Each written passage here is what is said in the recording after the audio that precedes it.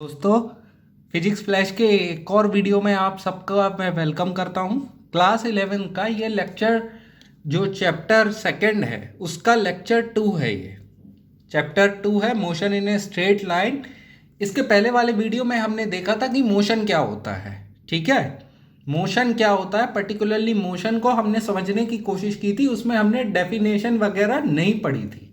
आज इस video lecture में मैं आपको सिलेबस के according motion in a straight line क्या है और किसी ऑब्जेक्ट को कब कंसिडर करेंगे, कब हम किसी ऑब्जेक्ट को ये देखते हैं कि वो मोशन के सारे रूल फॉलो करेगा।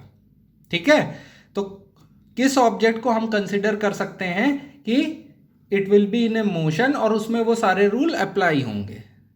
तो उसको सीखने से पहले हम देखते हैं कि एक वर्ड आपको सुनने में आएगा अगर आप स्कूल में अपने सारे दोस्तों से मिलेंगे जो कोचिंग जाते हैं, कि काइनेमेटिक्स क्या होता है। तो काइनेमेटिक्स का मतलब होता है दोस्तों क्लासिफिकेशन एंड कंपैरिजन। मतलब किस किस तरीके का मोशन है और एक को दूसरे से जब कंपेयर करेंगे, एक मोशन को दूसरे का मोशन से कंपेयर करेंगे तो उस पर्टिकुलर बिहेवियर को हम लोग काइनेमेटिक्स के अंदर पढ़ते हैं। हम कॉज को नहीं पढ़ते हैं, किस कारण से मोशन हुआ ये नहीं, बट मोशन किस तरीके का है उसको काइनेमेटिक्स में पढ़ते हैं। तो काइनेमेटिक्स में सिर्फ आपका अकेला ये एक चैप्टर नहीं आएगा, और भी चैप्टर आएंगे। ठीक है, अब हम लोग शुरुआत करते हैं अपने रियल टॉपिक की। ठीक है, तो मोशन इन स्ट्रेट लाइन का मतलब क्या हुआ, सीधी सी बात है, जो सीधा सीधा ट्रेवल करे, है ना, सीधा स्ट्रेट पाथ को फॉलो करे, स्ट्रेट पाथ को जो फॉलो करे वही है अपना motion in straight line. Number 1, तो अगर हम ये देखें कि कोई भी ऑब्जेक्ट जो हॉरिजॉन्टली ट्रेवल करता है, मान लो एक पर्सन है जो सीधे सीधे रोड पे जाए तो वो motion in a straight line हो गया। स्ट्रेट पाथ का फॉलो कर रहा है तो भी वो motion in a straight line हो गया। अगर कोई ऑब्जेक्ट फॉल हो रहा है तो वर्टिकली डाउनवर्ड डायरेक्शन या वर्टिकली अपवर्ड डायरेक्शन में जो मोशन हो रहा है, जो वर्टिकली अपवर्ड और डाउनवर्ड डायरेक्शन में जो मोशन हो रहा है उसको भी मैं motion in a straight line consider करूंगा। तो ऑब्जेक्ट या ball falling on the earth is a motion in a straight line. तो सीधी सी बात है, ये भी हम कवर करेंगे। अब इसके अलावा हम देखते हैं कि अगर कोई ऑब्जेक्ट स्लैंट पाथ पे, है ना, इंक्लाइन पाथ पे चल रहा है, ऊपर चढ़ रहा है या नीचे उतर रहा है, तो वो भी स्ट्रेट लाइन होगा, क्योंकि वो आजू बाजू तो जा नहीं रहा है, अपने पाथ से डेविएट नहीं हो रहा है, बस ये ग्राउंड से कोई एंगल बना रहा है, चाहे वो चढ़ते हुए हो चाहे वो उतरते हुए हो, है ना। इसमें भी क्योंकि सिर्फ मोशन हमारा स्ट्रेट पाथ पे है तो उससे भी हम कहेंगे motion in a straight line. ठीक है, अब इसके बाद हम नेक्स्ट अपने उसमें आ जाते हैं कि कौन से ऑब्जेक्ट को, किस ऑब्जेक्ट को हम कंसिडर करेंगे पढ़ते समय कि ये काइनेमेटिक्स के रूल फॉलो करेगा। तो दोस्तों, वो मूविंग ऑब्जेक्ट जो खुद पार्टिकल हो। नंबर 1, वो मूविंग ऑब्जेक्ट जो खुद पार्टिकल हो। एक बात मैं बहुत ही इंपॉर्टेंट कहना चाह रहा हूं कि हो सकता है ये सिलेबस के डेफिनेशन में नहीं हो, पर न्यूमेरिकल करते वक्त या कुछ चीज़ों को थ्योरेटिकल क्वेश्चन, असर्शन रीजनिंग के क्वेश्चन करते वक्त ये चीज़ें आपको बहुत इंपॉर्टेंट होगी। तो डीप अंडरस्टैंडिंग के लिए आपको ये अपने नोट्स में इंक्लूड करना ही होगा। अगर आप इसको इंक्लूड नहीं करेंगे तो इसका मतलब श्योर शॉट है कि आप काफ़ी चीज़ मिस कर जाएंगे। आप पढ़ तो लेंगे लेकिन किसी पॉइंट पे अगर आपको ये चीज़ पता नहीं होगी तो हो सकता है आप गलती कर जाए, फिर आप कहीं कोई क्वेश्चन आपको घुमा नहीं पाएगा। ठीक है, तो हम फिर से इंक्लूड करते हैं कि किस मूविंग ऑब्जेक्ट को हम पॉइंट ऑब्जेक्ट लेंगे, क्योंकि जब भी हम बात करेंगे कि ब्लॉक हो गया, पर्सन हो गया, है ना, बॉल हो गया, तो क्या इन सब ऑब्जेक्ट पे काइनेमेटिक्स के रूल फॉलो होंगे कि नहीं होंगे। तो ऐसा ऑब्जेक्ट की क्या खासियत है कि उसी को हम इंक्लूड करेंगे कि हाँ, ये काइनेमेटिक्स में इस ऑब्जेक्ट को हम एज ए पार्टिकल ले सकते हैं। ठीक है,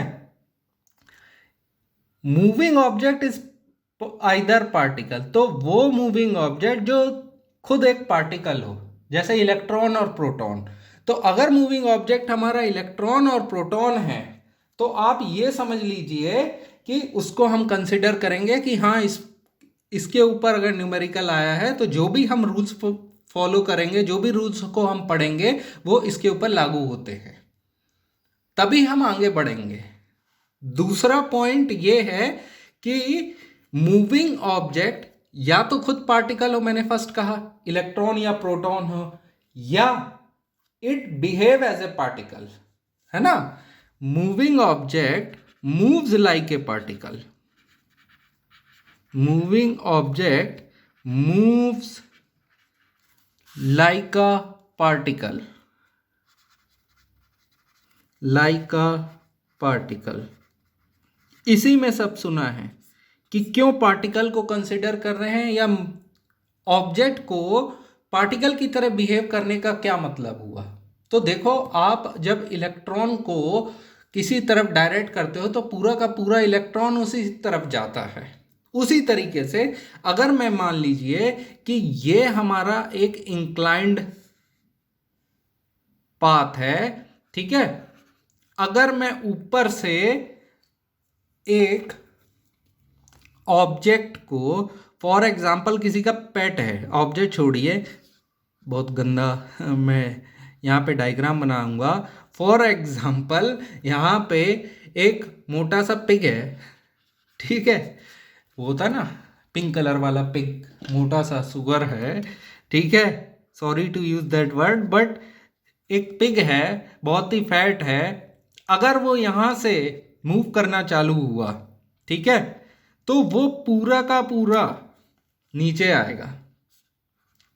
इसका मतलब ये नहीं है कि उसका हाथ कहीं और जा रहा, पैर कहीं और जा रहा, ठीक है। अगर आप देखिएंगे इसके अलावा, अगर मैं मान लूं कि एक बॉडी है जिसका मास है m, ठीक है, एक ब्लॉक है जिसका मास है m, उसको भी अगर मैं इस पॉइंट से नीचे की ओर गिराऊंगा तो पूरे का पूरा ब्लॉक नीचे की ओर आएगा। तो इससे आपको क्या समझ में आया? सर, इसका मतलब क्या हुआ कि वो बिहेव एज ए पार्टिकल, मतलब each and every point of a body, each and every part of body move in a same direction, move in same direction at same rate, at same rate।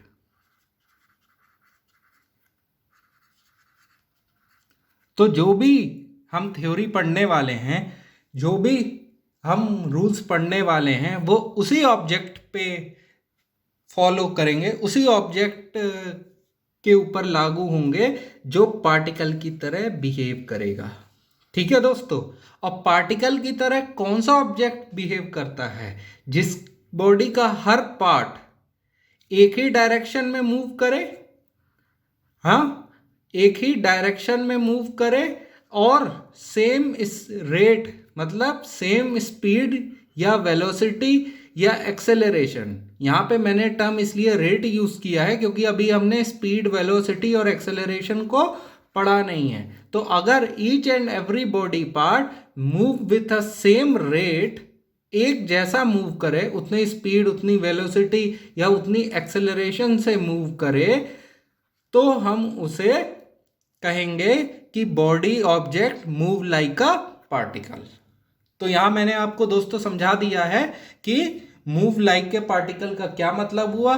ऐसे ही object को हम अपने equation में, numerical में consider करेंगे। तो जो अगर हमें आगे से इस तरीके का कोई ऑब्जेक्ट मिल जाएगा तो हम मान लेंगे कि वो हमारा पॉइंट ऑब्जेक्ट है, उसको हम एज ए पार्टिकल कंसिडर करेंगे। पॉइंट ऑब्जेक्ट बोल दिया या पार्टिकल बोल दिया, तो अभी हम पार्टिकल नहीं, जब न्यूमेरिकल करते हैं तो ऑब्जेक्ट को पॉइंट ऑब्जेक्ट की तरह लेते हैं। तो न्यूमेरिकल करते वक्त आपको ये चीज ध्यान में रखनी चाहिए, ठीक है। तो यहां पे हमारा बेसिक इंट्रोडक्शन खत्म होता है। ठीक है, अब इसके बाद हम चालू करेंगे कि पोजीशन एंड डिस्प्लेसमेंट क्या है।